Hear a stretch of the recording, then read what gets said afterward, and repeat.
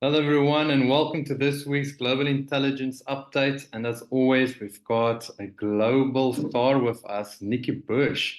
And for those that don't know who Nikki is, Nikki created the Human Potential Expert, transforms humans by speaking human. Transforms leaders by speaking human. With a practical framework, she helps leaders grasp the essence of keeping the human in the middle. Nikki's accolades includes being the first South African woman inducted into both the Speakers and Educators Hall of Fame and receiving recognition from the Ford Motor Company as Woman with Drive. As a sought-after media personality, Nikki has conducted over 4,500 interviews and authored 5 books, including Future Proof Yourself. Published by Penguin Random House in 2021, please welcome Nikki Bush and help us to learn how to speak human in leadership. Floor is all yours, Nikki, and thank you for joining us. Thank you, Chris, and good morning to everybody who is here with us online.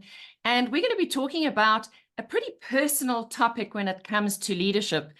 And the topic is, it doesn't have to be lonely at the top. By show of hands, has anyone felt lonely at the top? And I know that most of you who are watching are in leadership positions. You are running your own businesses, which is even more lonely than if you were running a big team and a big corporate.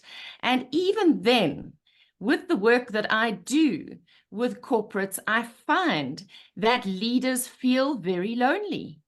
And they feel almost isolated in their ivory tower of having to know all the answers, of having to lead this team, of having to get it right. And so a lot of the loneliness is almost a mindset that's created by oneself. And we have to be very intentional about how we go about not being lonely at the top. And this presentation was inspired by a request from an organization called MD to MD in the UK. And their mantra is about helping CEOs in the UK of mid-range size businesses to not be lonely, to hold their hand through the leadership journey. And so I'm going to share some of my nuggets, some of my advice today that is in my high touch leadership program and that I tweaked for MD to MD, and I'm going to tweak for you today. And the first thing I want to say is that as leaders, we really need to be more like the sheep farmers in Australia. Now you can put all your smiley faces, laughing emojis up, because you're going, oh, I did not come here today to hear about being a sheep farmer in Australia, but there is some wisdom that comes from the sheep farmers in Australia. You see, their farms are so big. Their farms are so big that they cannot fence in the sheep. And the trap we often fall into as leaders is trying to micromanage and fence in our employees and keep them sort of trapped under our control. And often that leads to a rebellion. So the wisdom in the sheep farmers in Australia is because of the sheer vastness of their properties. They can't afford to fence in their sheep. So they have developed a different strategy. And that strategy is that they dig sweet, deep wells so that the sheep can come and drink water, fresh, clear, cool water from those wells as and when required. And that means that they get their sheep to not stray too far from those sweet, deep wells. And I think it's a really interesting concept. Perhaps raise your hand if you agree that this is an interesting concept. So how do we as leaders dig sweet, deep wells so that our teams come back to drink on a regular basis by choice? Because they want to, not because we force them to. Because we're living in an era where leadership has changed. We are supposed to be these empathetic, vulnerable leaders. Of course, most people don't understand how to put that into practice. And Ian is giving me a good nod there. I mean, those are big words and they're quite personal. But I'm going to share some tools with you today that will enable you to actually be that empathetic, vulnerable leader and help you to dig those sweet, deep wells by raising your facilitation skills and by bringing out the coach in you. Now, for some of you who are here, you haven't done a coaching course, although I see we have Steve here, and Steve has been an Olympic hockey player. He is somebody who has coached many people. Ian Hatton, you're a coach of leaders. Heather, you're a coach largely of women coming into their personal power.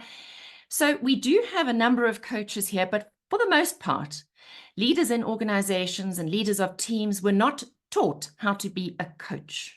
So I'm going to give you some shortcuts today, some frameworks that will help to bring out the coach in you.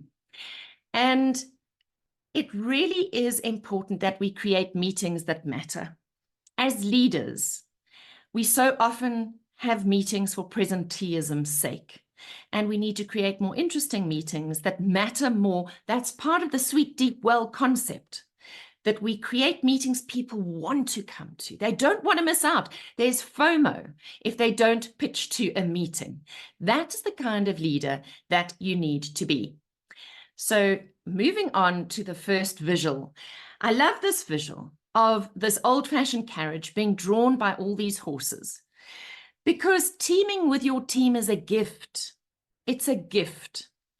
And teaming with your team is about giving your team boundaries, giving them expectations. Where are they going to? They need direction. Because if these horses drawing this very fancy carriage were not given direction and boundaries, all the horses would be going in different directions, and that carriage wouldn't get very far very quickly.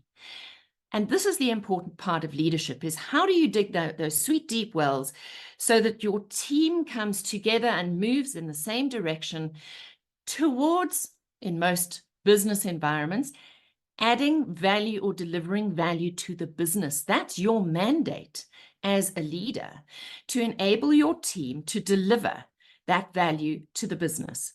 Interestingly, though, that value cannot be delivered if you don't focus on the people piece. And this is where many leaders fall down, because they are technically proficient at the job or the operations side of things, but perhaps haven't honed their people leadership skills. So we need to ramp up our people focus. And I want to share with you my blueprint that underpins all of my business when I work with clients, because it proves the point about how important the people are if you want to ignite your bottom line. Now, every leader I work with wants to ignite their bottom line. They can't be in business if the metrics are not going in the right direction. And there's nothing that makes a leader panic more in business than if the metrics are not showing that the turnover is going up, that they're reducing risk, that they're reducing expenses, etc. The dials have got to go in the right direction. So if you are a business owner or a business leader, which most of you are, primarily to stay in business, you want to shift your bottom line. And that means, and I have 3 C's on this this blueprint that are very important. You want more contribution from your people. That means that you want more of their skills, their time, their energy, their commitment. And in order to get more commitment, in order to get over the line with your team, we need to understand that we live in a very volatile world where the macroeconomic conditions are largely out of our control. We need to be more responsive and more creative in how we respond.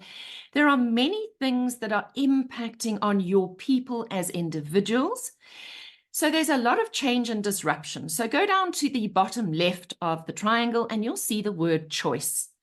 The word choice is really important because people today want to feel a sense of control over their lives, and they want to be able to choose how they get to control circumstances. So as a leader, part of your role today is to focus on your people, ramp up your people focus, acknowledge all of the change that's going on, all of the things that are making people feel uncomfortable, and take them on a journey of embracing the change and disruption by choice. Help them to reframe what they're going through by choice in a positive way to help them find the collateral beauty in the collateral damage.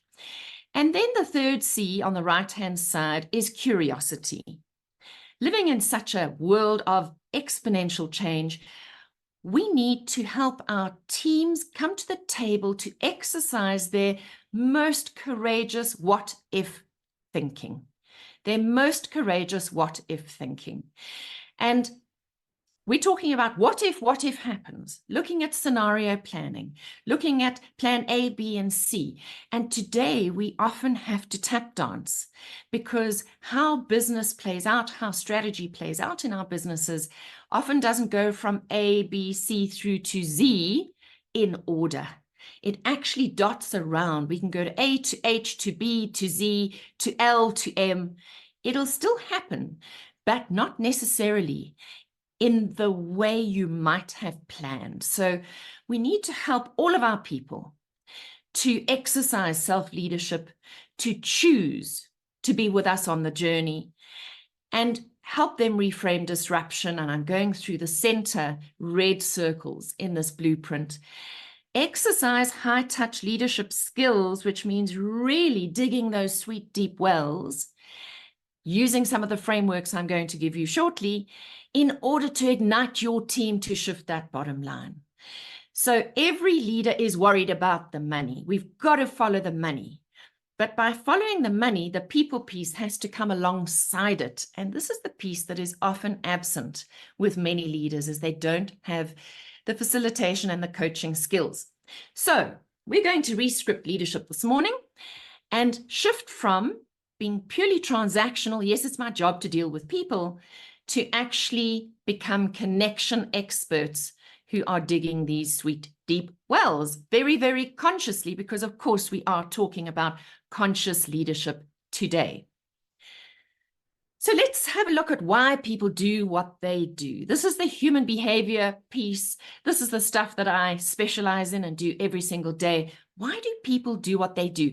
And when I talk about this, it's not just the people you lead and it's not just your clients, but I'm actually talking about you, Andrea, Philippe, Brad, Ian. I'm talking about you, Chris. This is how we all respond in our lives. Number one, everybody is playing the attention game. Everybody. Hands up if you understand what I'm talking about. Do you all want to be noticed by the people who are important to you? That could be your colleague, your partner. It could be your husband, your wife. It could be anybody who is significant to you and whose opinion of you matters. So why do people do what they do? We often show up searching for attention. So everybody who is your direct report or is on your team is actually looking for your attention. They want to be noticed every single day. They also want to feel in control of their lives, especially when they feel out of control. The interesting thing is that when we feel out of control, our instinct is to go into over control. That equals micromanagement. And nobody likes to be micromanaged. In fact, when you micromanage somebody else, they also go into over control. And then we start getting into this vicious cycle of micromanaging and rejection and negative attention-seeking behavior to control the uncontrollable. And then it becomes really messy. And the third point is that I believe that people are naturally curious. And as a leader, you need to ignite that curiosity. That curiosity to use that courageous what-if thinking. In the face of fear and anxiety, curiosity is the antidote to fear. So how are you taking your team on an adventure into being curious about what they don't know? I love this line. You don't know what you don't know. And today, when we're taking our leaders into uncharted waters, unmapped territory. We need to really be curious about what's out there that we don't know, because a lot of the answers and solutions are lying out there, not in our lived experience. So helping people to be brave and courageous, to be curious, is very important. Now let's go back to the need for attention, because there are three very, very important questions that everybody on this planet asks every single day of the people who matter to them. And they're asking these non-verbally, subconsciously. So I'm going to give you a wake-up call today, because I don't think you even realize that you are asking these questions of the people whose opinions matter to you. And these are the questions. You might even want to grab your phone or write these down right now. The three questions are these. And if you have children, by the way, who are the parents in the room today? Who are the parents? Hands up.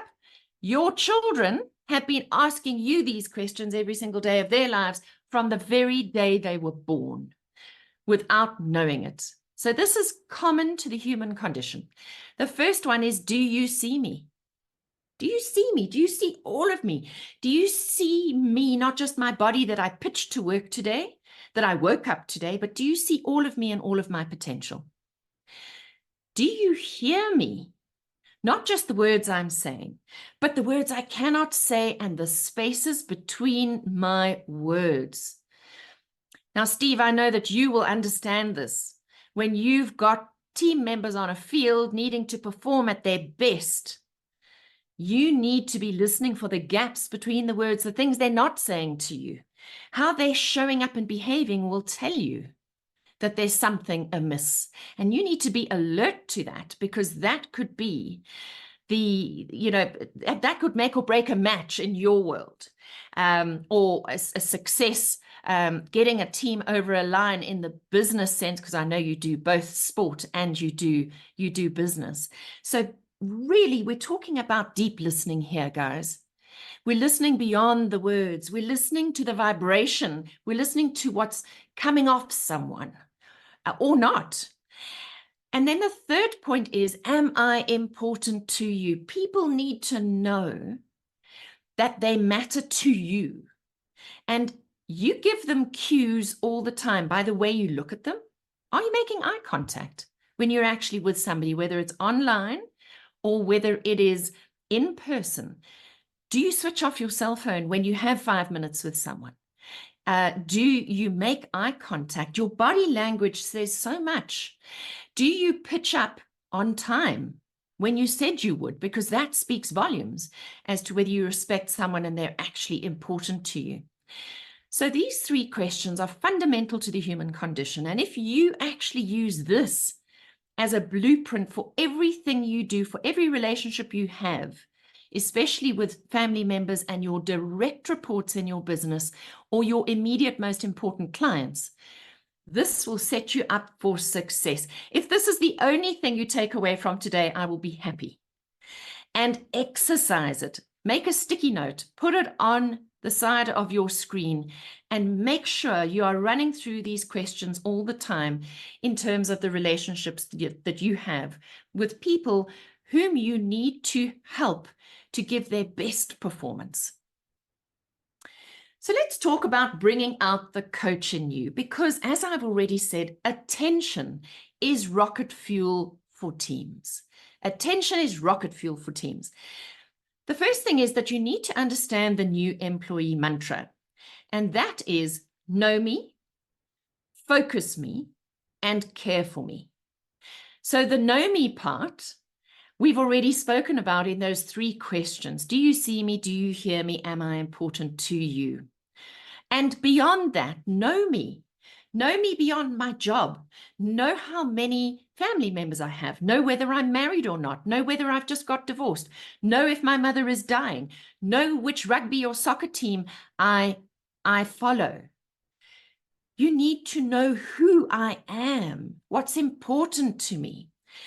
Focus me means that you know my skill set, that you know my KPIs, and that you're helping me to focus that in a in a nice, narrow way, because people are so overwhelmed today by the world, by change, by expectations, that they often get confused and lose their focus very quickly. Part of your mandate as a leader is to help focus people in order to help them to perform, to add value to the business, to help you achieve what you want to achieve as a team. And then care for me has come in very recently. This is the empathetic, vulnerable leader who needs to show that they care, that they're paying attention, that they care. I came across this amazing, amazing business leader recently in the energy industry. He has 80 people in his team in Tanzania. He doesn't have 80 direct reports, but he has 80 people in the entire team. And I discovered just how good he is at making personal connections that make people feel cared for and that he is paying attention. He writes a personalized handwritten Christmas card to every one of those 80 employees every year. And he goes back to things he has heard of through the year, like, I hope your mum recovered well from her surgery early this year. What an impact. What an impact those old-fashioned handwritten Christmas cards have on his team, and really ensure that his team is behind him because he's behind them. And that is what people want today. They want to know someone's got their back. Someone's actually truly interested in them.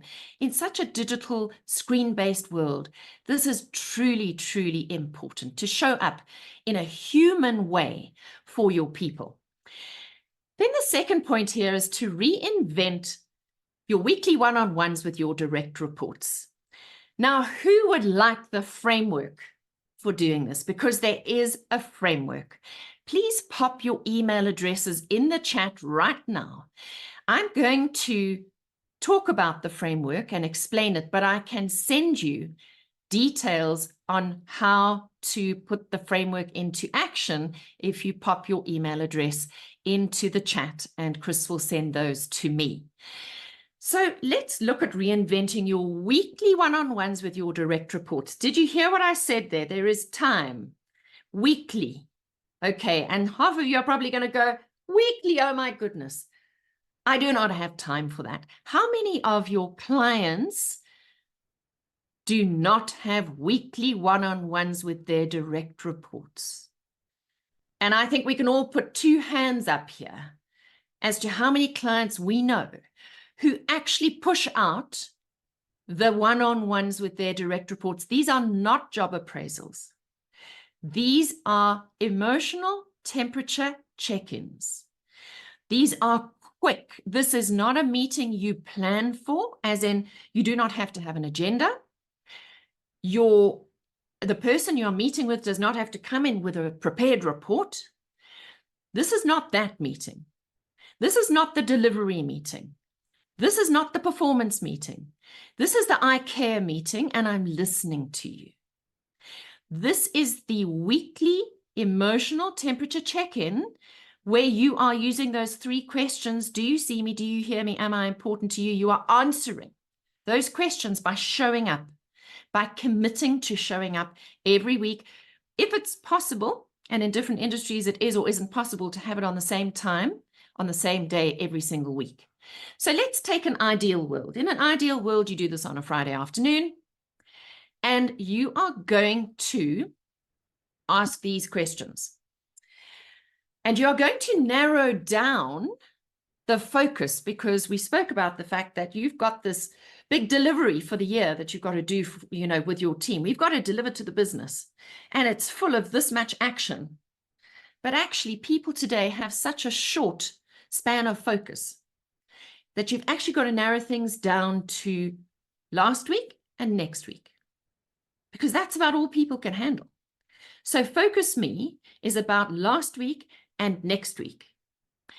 And we are playing the attention game here by listening when we ask these questions. This is not a conversation where it's tit for tat. You need to understand this. This is a quick check-in that should take no more than 7 to 15 minutes. Wouldn't that be fantastic?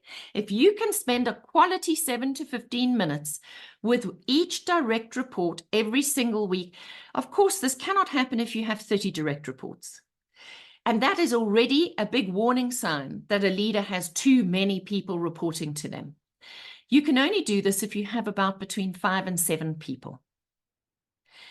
So let's talk about last week. So Susie, if I was talking to you or Andile, or let's see who's still here in person, Andrea. So Andrea, you're my direct report. And in my 7 to 14 minutes with you, and the better you get at this, the shorter your check-in will become, because you become so skilled. They need to know that you're not going to talk back much. You are listening. You want to hear from them. So Andrea, last week, so it's now Friday, this past week, Andrea, just very quickly, what worked for you? And it's a quick thing. I don't want you to go into big stories, so I'm also training you to be sharp. So I need you to bullet point, speed date with me 4 or 5 things that worked for you last week. And then the second question, once you finish downloading what worked for you, is what didn't work for you. Because I need to know the good, the bad, and the ugly. Because if I don't know what's going on in your world, I can't help you. So I want to know the good. I want to know the bad. You see, if you and 3 other colleagues keep telling me that something's not working in production, and you keep telling me about the same person who's messing up production, I know that we as a team have a problem. And I know how to fix it, because you've all said the same thing to me. Or if you keep telling me the same thing every week that's working for you, that somebody's shooting the lights out and supporting you, I know that we need to honor and celebrate somebody, because you keep telling me it's the same person, it's a pattern. Or if you keep telling me the same thing is not working, I can do something about it. So that gives me a snapshot of what happened for you last week. Then we go into next week, because now I need to focus you. So we've done the report back. Now we go to how do I focus your skills and your talents in the service of where we're going as a team. So let's think about next week, Andrea. What are your priorities for next week? And we can even say, what are your top 3 priorities, or your top 5, or your 1 most important priority? It's super important that in the list of 50 things that we get you to give focus to your top 3 or to your top 5, so that you're not overwhelmed. So you are telling me what you are going to be focusing on. And my final question is going to be, right, fantastic. Thanks for giving me that focus and that direction. Now, how can I help you? Is there one thing that I can do, Andrea, to help you to deliver on those 3 priorities for next week? I'm not offering to do your job. I'm not offering to micromanage you, but I am saying, is there a resource you need? Is there a connection? Can I connect you with somebody? Or do you just need me to be a sounding board? That would be a gift of my time and my attention to focus you more and help you to be more successful. How does this resonate for all of you? Is this feeling like something that is simple enough that you can put into action today? Let's see if we've got a thumbs up, a hands up, a wave. Can we put this into action today? You see, I believe that we've got way too much complex management theory out there. We've got a lot of people who are trying to do things by the book and sound really, really clever. And we get drowned in management speak. And that management speak is a turn off, because that management speak makes you as my leader look scary and inaccessible and not empathetic and not vulnerable. Whereas if you are spending 15 minutes with me being quiet, other than the questions you ask me, and I know you are truly giving me the gift of your time by listening to me, even if I'm whining about what didn't work for me, you are treating me as a real human being. And guess what, people? Our teams are made of people, and people are human beings. It's the people who are behind the processes and the platforms that make businesses successful. It's the people who are still the engine room. Even if you're working with AI, it's the people who determine how AI is shaped. So we've still got to keep our finger on the pulse of our people. And I have found no better way than this weekly one-on-one framework with your most important direct reports, to travel closely to them, to keep your ear to the ground so that you pick up problems in the early stages, not when they've dropped a stitch 50 rows down the knitting. You need to be picking up the issues early on. You need to be picking up the good things quickly so that you can celebrate them. Because by doing this, you are giving out a message that I know what's going on in this team. I know what's going on with each of you. I care, and I am here for you. And together, we are going to do great things. It gives them the confidence in you, to have confidence in themselves, to be brave and bold and be curious, which is what we want, and to go and courageously use that what-if thinking and be experimental, which is what we keep talking about. But teams cannot be experimental if they do not feel safe. And most people feel very unsafe in the work environment today. So this is your weekly check-in framework for those very important people in your life who are going to make things happen for you. But it takes commitment. If you start this process, you need to carry it on. And I'm going to challenge you today to do this for a month. Every single week, do it for a month. And please drop me an email in a month's time to nikki@nikkibush.com and tell me how it's going. How is it going for you? I'm really happy to even do another hour with you, an online coaching session with you, a group coaching session, just to get feedback. So if you've asked for the resources, I'm very happy to set up with Chris an hour where we can talk about how this framework has been working for you, because I think it would be interesting to hear from each other, because we learn from each other. The social learning piece is so important. So this is how you're going to bring out the coach in you, how you're going to raise your coaching skills without even having to go on a coaching course. How about that? You don't have to go and join a business school and do a 6-month MDP or LDP. I've actually given you some keys to the kingdom right now. This is a beautiful hack that you can implement tomorrow without having to take time out of the office and go and do a 6-month course. And it works. I have done this with many, many clients. I had one client who was able to not lose 7 out of 30 senior leaders who were wanting to jump ship because they didn't like his leadership style. And we just implemented this. I did 1 or 2 coaching sessions with him to bring out his authentic human leadership voice. And he used this framework, and his people fell in love with him. And I think that that's what we need to be aiming for in a certain sense, that they fall in love with the caring, empathetic part of who you are. I think it's so easy to become the boss that becomes the bottleneck. When we micromanage a team, when we don't know our people, when we don't trust them to do the job they've been hired for, we tend to cause a bottleneck because every decision has to come through us and it's exhausting. So don't do it. Rather replace being a bottleneck with your framework for your one-on-ones with your direct reports.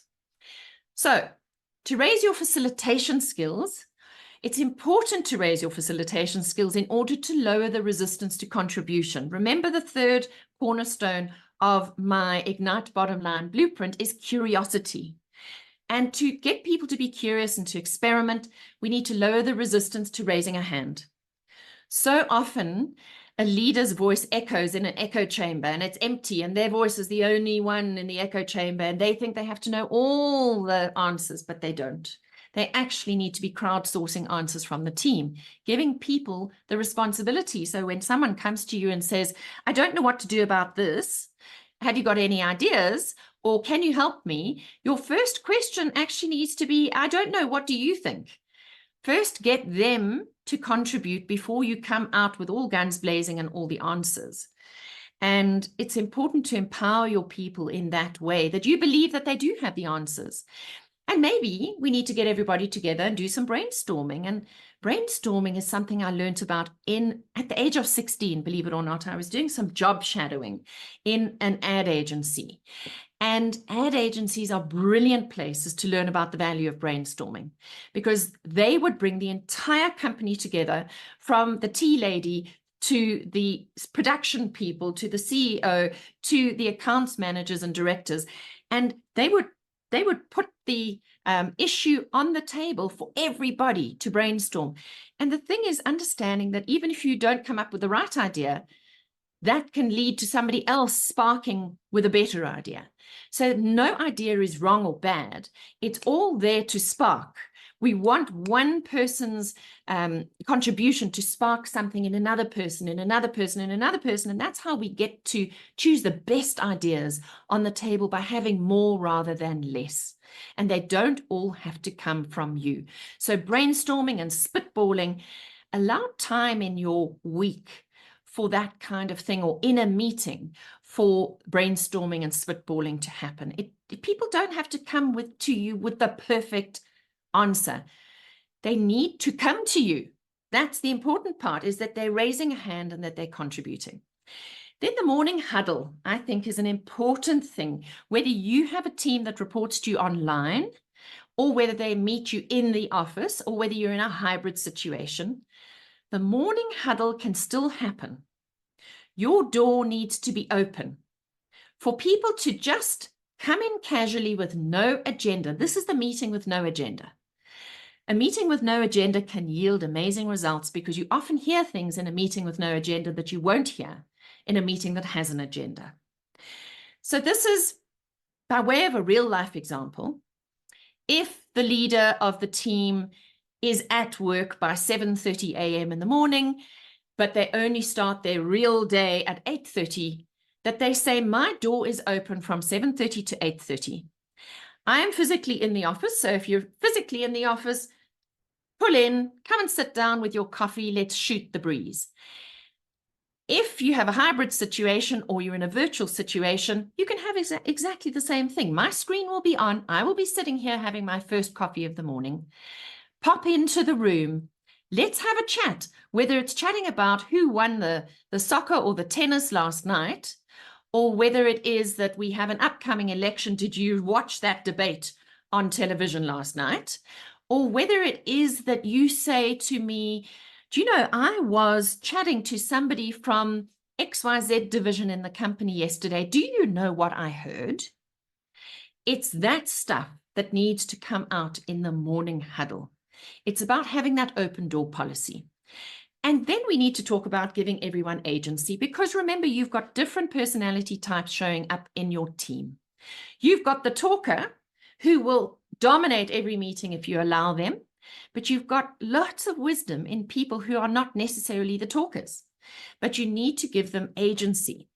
So I'm going to show you some tools. And if you have popped your email address into the chat, when you get the resources, you will also get links to these two things. You might have 5 people, 10 people. Maybe you've got a division of 20 or 30, or a leadership team of 40 people. Maybe you're going to have quite a number of people on the line. You need to use some facilitation tools, especially when you are online, to ring the changes and give different people different opportunities to contribute. And so I can use this wheel of names, and this wheel of names is about a game of chance. So I would have had all of your names on this wheel of names before we started this meeting, because I knew who was going to be online. And hey, it stops at Dia. And so I say, Dia, it's your turn to contribute. It means that if Dia wasn't going to contribute, she now has to contribute because it fell on her name. So it means everybody gets the opportunity. So that's a lovely tool to have. And now we have Gabriel. So for want of, using today's delegates, It might be Sam. Sam, lovely to see you. Haven't seen you for a while, Dr. Sam. Sam, so what do you think about what's been put on the table right now? So we are putting people on the spot, but we want a team that's high performing. We want them to contribute. Here's another one. This is a rocket. You can set a timer, and I could say, so Brad, I'm setting the timer for 60 seconds because we don't have a lot of time in this meeting, but you've got 60 seconds to pitch your best idea on this topic. And so we would start. And this is quite a fun little one because, the rocket is going to launch at the end of 60 seconds. If you're not finished, the whole screen is going to explode, and that's the end of your time. So it's a nice way of keeping people succinct and to time. And it adds a little bit of fun and a little bit of excitement to your presentation or to your meeting. So those are two tools that can really spice up your meeting. There's lots of versions of them, but I have used those to great effect. So I will gift you with links to download those. So let's talk about the third point. We've now spoken about raising your coaching skills, raising your facilitation skills, and I promised we would talk about making meetings that matter. So these meetings are important. We need meetings that have rhythm and consistency. Your meetings need to be fun. They need to be to the point. They need to stick to time, and they need to get stuff done. And you want your people to have FOMO, to not want to miss those meetings, because if I'm in this meeting, I know what's going on, I know who's who, and I'm with a leader who cares and who knows who I am and is focusing me and is caring for me and all of those things, because it'll come out in your meetings too. We don't want meetings for presenteeism's sake. So your weekly team meeting needs to have a rhythm, as in it happens the same time every week on the same day, preferably. So you need to show up consistently, and canceling a meeting is like the last thing you will ever do. It would have to be for a really good reason. And I think what's important is that people know they can depend on that meeting taking place. They expect it's going to take place at the same time, and it does. And these meetings determine that degree of connection in your team. Now, I do believe that we need to have structure in meetings, and often this is missing in meetings today. So we need to keep to time. We need to keep them regular. And the thing that is most missing today is the status report that comes out from the meeting. The status report that says who has committed to do what by when. Super important, and many, particularly younger people, don't know what a status report is. What I do find is that when you're trying to be this empathetic, caring leader, sometimes you try and pack too much into a meeting, and you want to do the social piece and the nice warm fuzzy piece, and then you want to do the ops piece as well. Now, it depends how many people you have in your meeting. If you only have 5 people in the meeting, you can quickly go around the room for 5 minutes and get everyone to update and share how they feel. That's fine. But if you're sitting with 20 people in a meeting, you do not have time in your hour to get everybody to talk about how they feel. So if you're going to need to have a more personal social meeting, I really suggest that that becomes like a monthly get to know you type meeting, where we can delve into the more personal social stuff separately. And we can keep it separate from the social, the operational stuff. And in those more social ones, you can have a lot more fun. You can ask people to share things, about themselves, what's important to them, the latest movie that they've enjoyed the most, the series they're watching on TV that they would recommend to other people, how many children they have, all those sorts of things. The team cuddle, I call it the team cuddle, is the social meeting, where we talk about the warm, fuzzy stuff, where we share about ourselves, where we get to know each other better. And it's far more, about the positive people piece, but beyond the work and the expectation of delivery, that we delve deeper into that. And I suggest that you have a team cuddle at least once a month. It could be in person, it could be online. That's where you use great icebreakers, where you have fun, and you get them out of their heads. And I think that that's important, that we get them out of their heads. So you can ring the changes. That's where you can get people to wear a hat. You can get them to wear red. You can do those fun kinds of things. And then also in any kind of meeting, why don't you share the roles? You don't have to be leading the whole meeting. You could get somebody to manage the shout out. So for each meeting, a different person handles the shout out, where they're asking everybody, who's your shout out for the week? Who's the person who's made the biggest difference in your job? And it's important that it's not just you who's acknowledging the people in the team, that you get team members to acknowledge each other, because we are a team and it doesn't always have to be you who's doing all that people work. Let's raise other people up to be great leaders beneath us so that we can do ourselves out of a job. Wouldn't that be great? If we could raise leaders who had the mindset to do themselves out of a job because they're raising other leaders. So you need to be in control as a leader. Very, very important that people know you have control. When I say that, it's not micromanagement. It's about a sense of people feeling safe in your company. And Sam, you're a doctor. I know that, psychological safety is just as important in terms of health as physical health. How our minds are operating and thinking and what we believe is going to impact on how we show up in the world, our mental health, etc. So self-leadership of a leader is important. How you lead yourself. So let's go back to how we're helping our teams to focus on last week and next week. You also need to go into last week and next week. If no one's asking you, how was last week? Maybe you should be asking yourself and giving yourself a report back. What didn't work for me was, what did work for me was, and these are my priorities for next week. And this is where I need help. So what you focus on will flourish. If your focus is too broad, you will be scattered. You also need to narrow down your focus. And if you need help to narrow down your focus, sometimes ask for somebody to be that muse for you, where you can sit and say, I've got too much on my plate. I need to go through this. I'm doing too much. I've lost my focus. Help me regain my focus. What is the most important thing that I need to be doing right now? So narrow down that focus, because what you focus on will flourish, and where you put your most focus is what's going to grow the most. If you put your most focus on the negative stuff, that's what you're going to get more of. And then you have to manage your inner critic. We talk about imposter syndrome. I do believe imposter syndrome applies to every single one of us on different days at different times. It's the inner critic who says, I'm not good enough, or I'm not worthy of this, or this is too hard, or maybe I don't have the skills. And I find that Julia Cameron's morning pages from The Artist's Way. Anybody heard of Julia Cameron and The Artist's Way, the book The Artist's Way?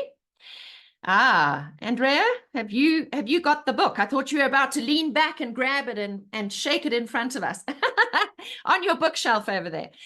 Great book to read, not because you don't have to be an artist. Everybody is an artist. I think every leader should think of themselves as an artist of people, of leading a team. And I find that when my head is going in too many different directions or thinking negative, the best thing to do at the beginning of every morning, before I hit the page or before I hit the stage or before I hit my team with a meeting, is that I spend a few minutes writing down my inner chatter. Stream of consciousness, do not judge it. Even if you write down, I don't know what to write 10 times, eventually you will know what to write. And write down all the really rubbishy things you might be thinking about yourself or your team in particular. And I promise you, eventually you start writing positive stuff. So get it out of your head, then it declutters your mind. And a really lovely tool I want to give you is the law of awareness versus effort, because every leader gets stuck from time to time. Every leader gets stuck. And what I do is I fold a piece of paper in half like so. And then I have two columns. And I write down what's holding me to ransom. And I use a very emotive word. What's holding me to ransom? What's keeping me stuck? And I write those down in the left-hand column. Anything where I feel stuck. And then in the right-hand column, I write down any action that I know I can take to mitigate the stuckness. And for some things I've written down, there is nothing I know of that I can do. I leave it blank because sometimes we don't know what to do. But the secret in the law of awareness versus effort, and it's just a phrase I coined, a law I coined by practicing this, writing down where I'm held to ransom, is often I'm holding myself to ransom because I don't think I'm good enough, or because I'm frozen and I can't take the next step. And so by writing things down, by emptying my head, a bit like the morning pages, but now I'm doing it deliberately, not in big sentences. Now it's bullet points. I empty my head of the problem and I actually give it over to the universe. Because if there is nothing I can write down in the action column and I sleep on it, or I come back to this list in a week's time, there are two things that are going to happen. One is that some of the things that I've been speaking about will have resolved themselves with very little effort. And those things where I couldn't write down any action steps, suddenly I now have solutions for that. Funny how that can happen, hey? It's very, very interesting how if we give it over by acknowledging it, things can actually get better with less effort. And actually, we need things to take less time and less effort as much as possible. Chris, are you raising a hand to ask a question?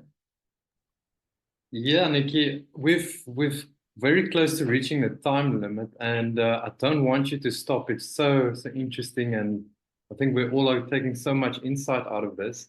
I think it would be great if we could schedule a second session and we can continue. Great. I'm very happy to do that. And I'm going to wrap up right now. So make sure you've put your email addresses into the chat for Chris so that he can send them to me and I can send you the resources. Because the tips to take on board to wrap up, and I'm going to give you the resources and the action you're going to take after today in the next slide. The tips are, number one, I've been talking about paying deep attention. Number two, I've been talking about the power of reinventing your one-on-ones with your direct reports. And tip number three, I have not been advising you to rescue your people. I've been advising you on how to empower them to go and do the job that you hired them to do anyway, so that you and they can add value to the business. The resources for high-touch leadership. What you are going to do today, number one, which isn't written down here, is that you are going to put your email address in the chat for Chris, who's going to send them to me. You are going to get a video about how to reinvent your one-on-ones to recap on what I have told you. You are going to get a link to the spinner and the timer so that you can download those and start using them. Tomorrow, you are going to book your one-on-ones with your direct reports and you're going to start practicing the framework. And the second thing you're going to do is start writing down the top 5 most important things to your direct reports. What are the 5 most important things in each of their lives? Do you know those things? And if you don't, your one-on-ones are going to start revealing those things to you because they will start sharing things with you that are both personal and professional. So I've really challenged you today to look at the people part of leadership.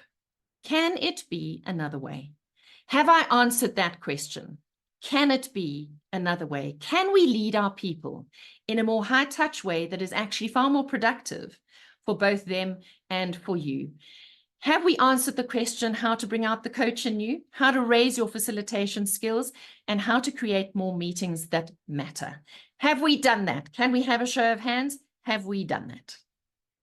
Fantastic. Love your 2 thumbs up, Andrea.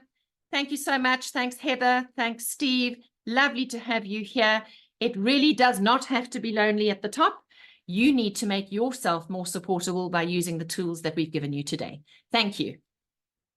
Awesome. Thank you so much, Nikki. Wow, what a great session. And I think we all took in so much. And I can't wait for the second one. Fabulous. We'll set that up. Take care. Yes. Awesome. So I hope everyone has a great week ahead. And thank you for tuning in, listening to Nikki Bush. If you're on the call or listening offline, we'll see you again next week. Thanks again, Nikki. And everyone have a great week ahead. Bye.